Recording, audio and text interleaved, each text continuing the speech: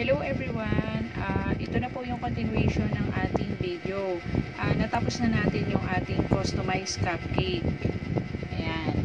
Ipapakita ko po sa inyo kung ano yung ginawa nating design at toppers para sa ating customized cupcake.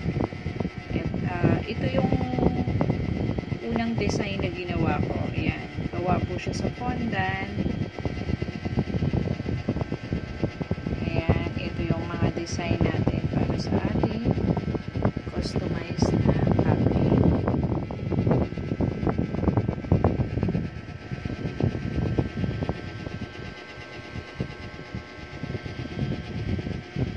Ayan, papatuyuin lang natin siya ng konti and then ilalagay na natin siya sa ating box.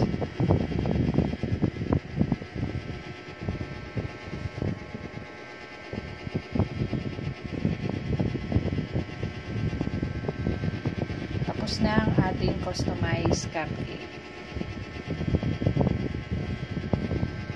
Sana samahan niyo ako sa mga susunod